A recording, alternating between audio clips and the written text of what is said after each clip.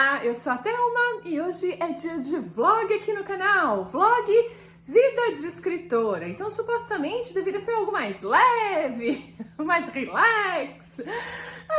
Tenho minhas dúvidas. Eu vou falar sobre pitch, mas que raio é pitch?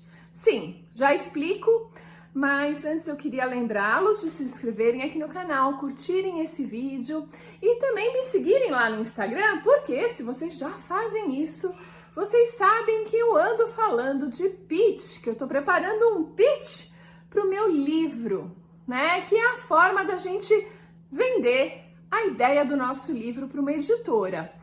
Então eu tive que parar para analisar essa palavra pitch melhor, para trazer aqui para vocês nesse vlog.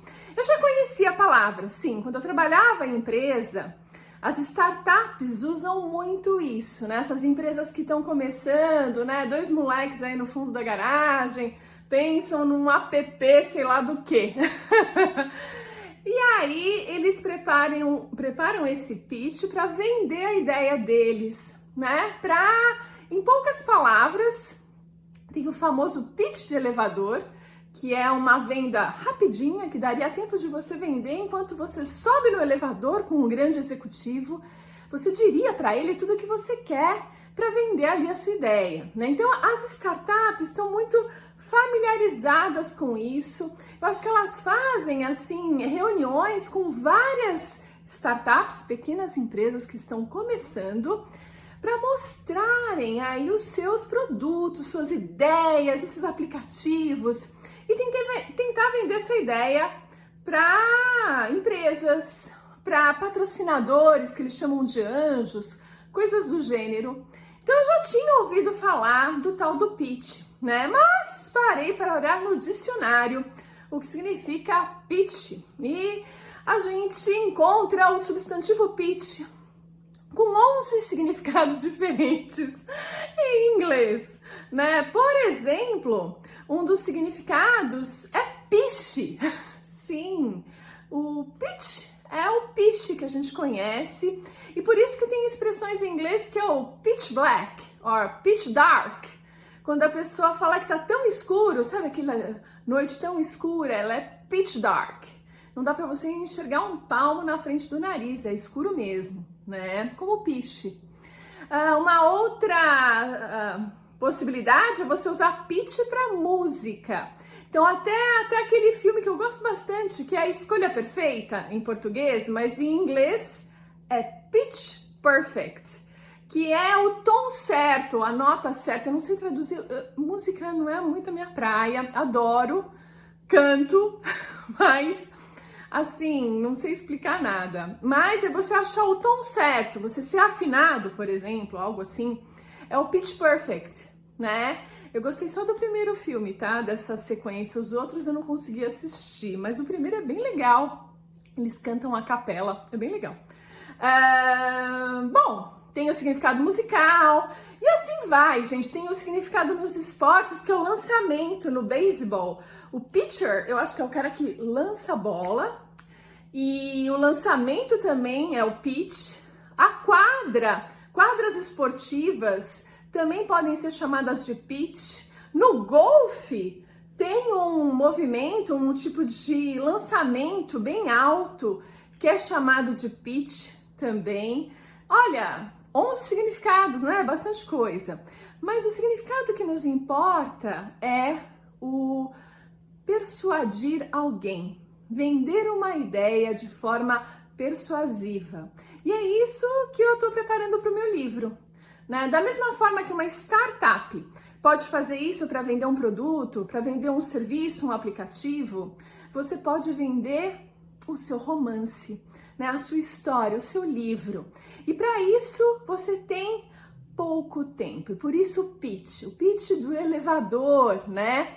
Que é aquela coisa de poucos minutos, né? O tempo que você entrou no elevador com um grande executivo e você tem para falar para ele a sua ideia, mas de uma forma que ele fala assim: meu, vem cá na minha sala que eu quero conversar mais com você, eu quero entender melhor essa ideia. Você tem que ser persuasivo nesse sentido, de conquistar a cabeça da pessoa em poucas palavras, agarrar aquela chance que você teve e mandar ver, né? Aqui tá muito bonito no discurso e eu tô aqui há dias fazendo isso. Imaginem para um livro, não sei se vocês escrevem ou se vocês gostam mais de ler, enfim.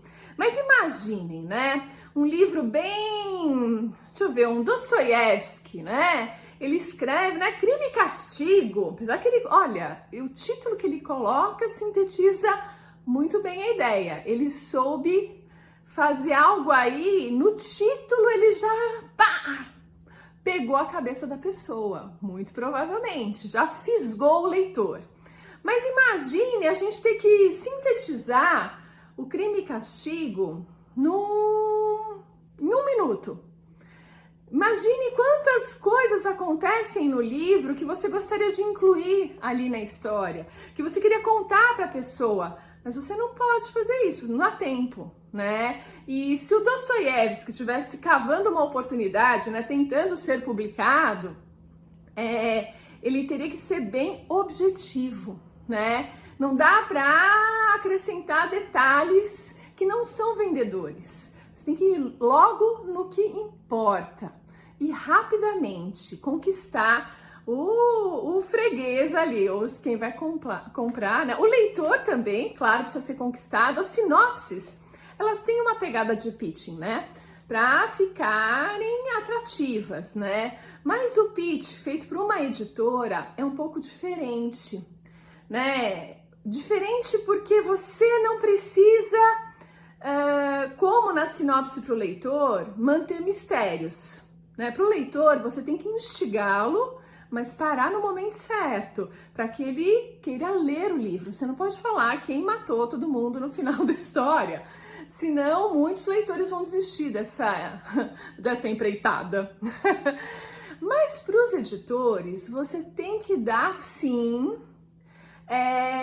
ideia do que vai acontecer, dos grandes acontecimentos da sua história e como aquilo vai se desenrolar, né, em poucas palavras. Você tem que dizer qual é a tua ideia, né? E tem que conseguir fazer um link emocional com esse editor, com quem está ouvindo o seu discurso, para que ele realmente preste atenção. Toda vez que você pega a pessoa pela emoção, ela tende a ficar grudada ali, a ouvir até o final o que você está dizendo, né? Você tem que passar o seu protagonista, né? Qual é a ideia do seu protagonista, né? E é claro, quando a gente está falando de um livro, de um filme, de uma série, tudo, né, tem que ter conflito. Então você tem que explicar qual é o conflito dessa história, né? Ou seja, o que o protagonista quer e o que está atrapalhando, né? O que impede o protagonista de chegar no seu objetivo, né? Então você precisa explicar tudo isso nesses minutinhos que você tem ali no elevador, né? Você por acaso entrou com o editor no mesmo elevador, então você agarra aquela oportunidade e despeja o seu livro nele. Não, né? O pitch para um livro, ele já é um segundo momento, né? Existe, acho que, um primeiro momento que você consegue a oportunidade de ser ouvido, né? Que a editora se dispõe a ouvir a história do seu livro, né? Isso acontece em feiras de livros. Muitas vezes, algumas editoras abrem o palco ali, abrem oportunidades para as pessoas fazerem esse pitch e tentar vender as ideias delas, os livros delas, né? Isso pode acontecer.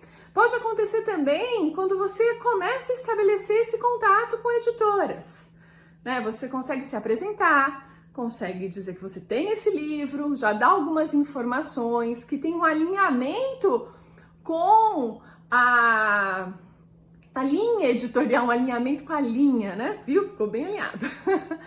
Com a linha editorial ali, né? Com todas as publicações que eles já fazem, que eles já atingem aquele público-alvo. Então você já conseguiu sinalizar para eles que aquele livro vai ser um bom negócio se realmente bem escrito, e aí eles te dão essa oportunidade.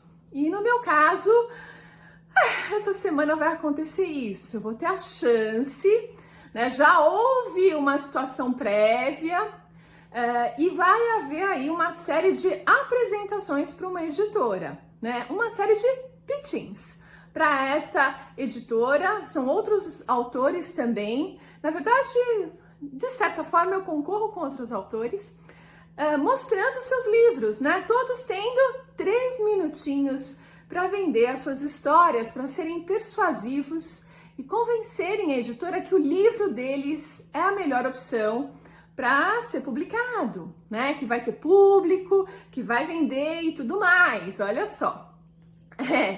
E é isso que eu tô fazendo. E aí, eu pensei aqui, deixa eu dividir isso num vlog com vocês, porque não é muito simples não, né? Aqui, trocando em miúdos, como eu fiz, parece fácil, mas você precisa entender muito da sua história, entender mesmo quais são os pontos principais para serem passados. E para quem escreveu, vou te dizer, é difícil. Você mesma, sabe, dispensar pontos que você adora, que você acha fantásticos, para conseguir dar um sentido ao pitch. Não é muito fácil isso, você tem que ter realmente enxergado tudo que você quer dizer e o que você está dizendo de fato nessa história. Eu tô pastando um pouco aqui, viu, gente? Não vou dizer que não.